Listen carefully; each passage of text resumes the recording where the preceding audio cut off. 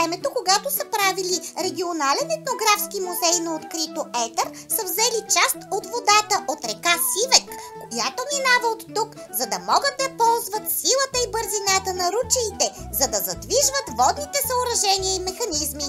Водата ни разказва една много интересна история. Историята за две сестри. Сестри воденици. Едната се казва Долапкиня, а другата е Караджейка.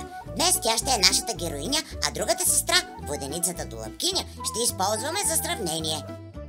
Ето го бате Миро. Той ще ни покаже как работи воденицата Караджейка.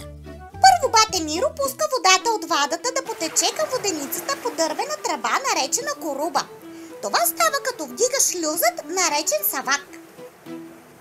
Водата се засилва надолу и минава под воденицата, където се крие тайната на нейното задвижване. Пред воденицата бате Миро беше подредил съдове, с които работи мелничаря. Различни по големина крини, с които ще измерва готовото брашно, мелничарска лопатка, чувал с царевицата, която ще мелим днес, и стар кантар, наречен децимал, за измерване на смляното брашно. Бате Миро ни кани да влезем вътре, за да ни покаже как се мели брашно от царевица. Името Караджейка идва от турската дума кара, което значи черно, защото брашното, което е излизало, е било тъмно. А е тъмно, защото зърното се е смилало без да се отделя от триците. Първо бате Миро изсипва царевицата в дървения кош. За да започне работа воденицата, бате Миро с помощта на метален инструмент лост вдига така нареченото повдигало, с което се повдига горния воденичен камък от долния и се определя разстоянието между тях в зависимост от това какво брашно трябва да се мели. И ето колелото отдолу се задвижва. Воденичните камъни са регулирани и вече са в готовност да мелят зърното.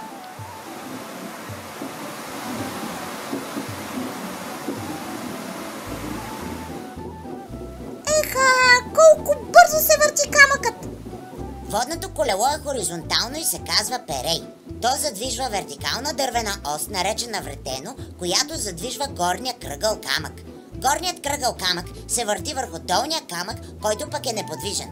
Така се постига триене между тях, което води до смилане на зърното, минаващо през камъните. Бате Миро поставя дървеното кръчетало. То подскача върху камъка и пуска зърното равномерно.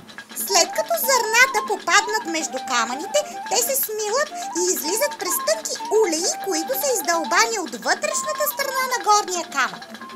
Воденицата Караджейка е най-старото съоръжение в музея.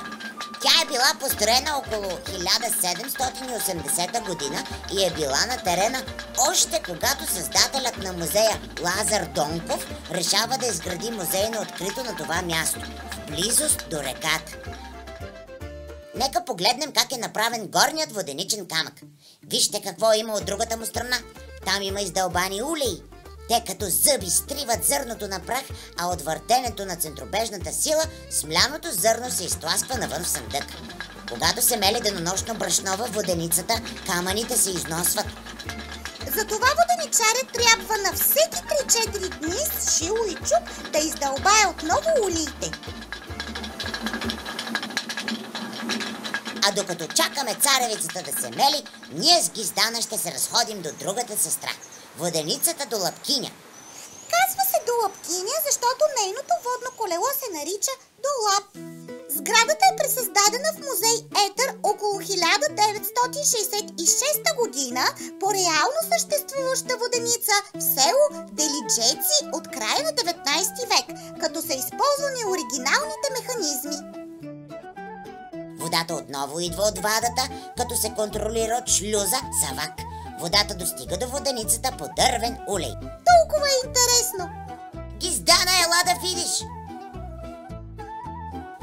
По периферията на водното колело Долап има дървени кофи. Те се пълнят с вода и тежестта на водата задвижва колелото.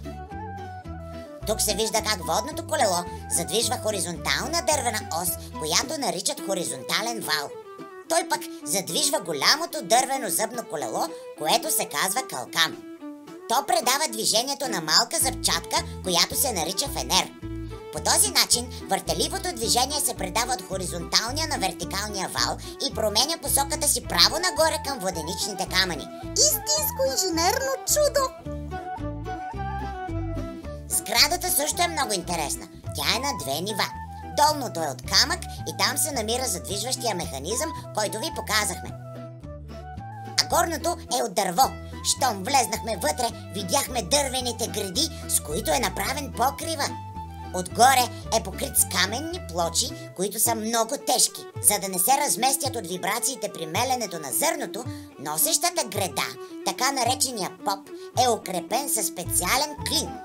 Сякаш сме се пренесли в миналото. А воденичарят как си взимал заплатата? Една шепа брашно от всяка крина, която смели, е била традиционна такса за мелене. В миналото хората казвали: от 16 крини едната е за воденичаря. А сега нека се върнем отново при другата сестра, воденицата Караджейка. Бате Миро проверява качеството на брашното. То зависи от състоянието на воденичните камъни и разстоянието между тях. При мелене на царевица за качамак разстоянието трябва да е по-малко, отколкото се мели за храна на животните. После пълни една дървена крина. Крина е мерителен съд за зърно и брашно. Имало е различни по размер крини с различна вместимост. Бате Миро я поставя на кантара, точно както са правили в миналото преди много години нашите предци. Така през всички тези години водата от реката продължава да върти колелото на воденицата. Така се върти и колелото на времето. А двете сестри, Караджейка и Долапкиня, до днес разказват своите истории, запазили традициите в себе си.